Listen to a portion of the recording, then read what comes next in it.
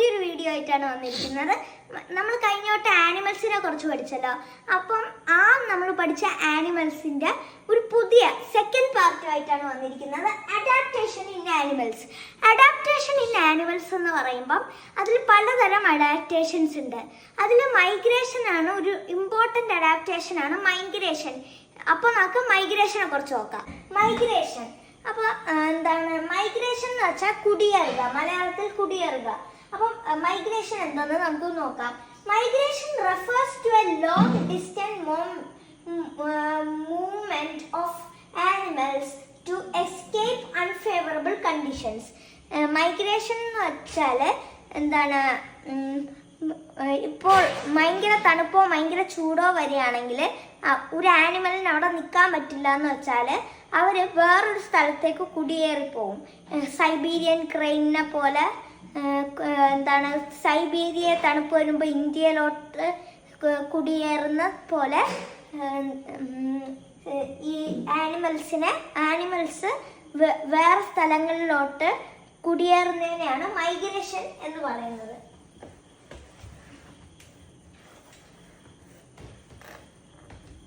Example: Arctic terns travel from Arctic region to Antarctica.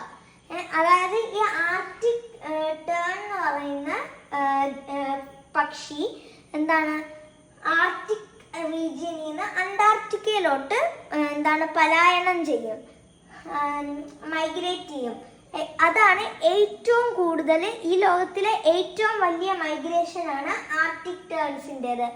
71,000 kilometres ആണ് അവര്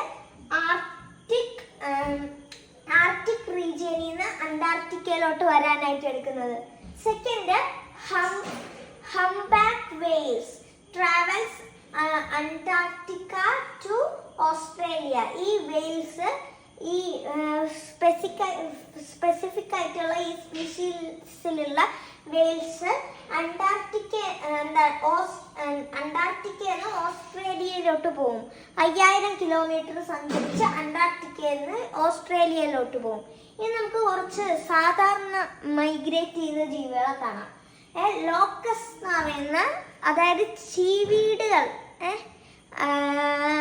ചീവീടുകൾ പോലത്തെ ജീവികൾ മൈഗ്രേറ്റ് ചെയ്യുന്നത് ഫാമേഴ്സിന് വലിയ നഷ്ടങ്ങൾ ഉണ്ടാക്കും. കാരണം ഇവർ മൈഗ്രേറ്റ് ചെയ്യുമ്പോൾ ക്രോപ്സിനെ എല്ലാം തിന്നുകൊണ്ടായിരിക്കും പോകുന്നത്, ഈ ലോക്കസ് പോലത്തെ ജീവികൾ. അതുകൊണ്ട് ഭയങ്കര നഷ്ടങ്ങൾ മൈഗ്രേറ്റ് ചെയ്യുമ്പോൾ ഭയങ്കര നഷ്ടങ്ങൾ ഉണ്ടാക്കുന്ന ജീവിയാണ് ലോക്കസ്. അടുത്തത് മൊണാർക്ക് ബട്ടർഫ്ലൈസ്. ഈ ബട്ടർഫ്ലൈസ് കാനഡയിൽ നിന്ന് മെക്സിക്കോയിലോട്ട് മൈഗ്രേറ്റ് ചെയ്യും. അവർക്ക് അറ്റ്ലീസ്റ്റ് 5 തലമുറകളെങ്കിലും വേണ്ടി വരും കാനഡയിൽ നിന്ന് മെക്സിക്കോയിലോട്ട് മൈഗ്രേറ്റ് ചെയ്യാൻ. അപ്പം ഇത് ചെറിയൊരു ടോപ്പിക്കാണെങ്കിൽ, ഈ മൈഗ്രേഷൻ എന്ന് പറയുന്നത് ചെറിയൊരു ടോപ്പിക്കാണെങ്കിലും, പക്ഷെ ഇതിൽ നിന്ന് വേറെ എക്സാംസിനൊക്കെ ഇതിൽ നിന്ന് പല ക്വസ്റ്റ്യൻസ് വരാൻ സാധ്യതയുള്ളതാണ്. ഈ ഞാൻ പറഞ്ഞില്ലേ 71,000 കിലോമീറ്റർ സഞ്ചരിക്കുന്ന ഏത് ആർട്ടിക് ട്രെയിൻ ആണോ, അങ്ങനെയൊക്കെ ചോദിച്ച് ക്വസ്റ്റ്യൻ വരാൻ സാധ്യതയുണ്ട് പല എക്സാമുകളിലും.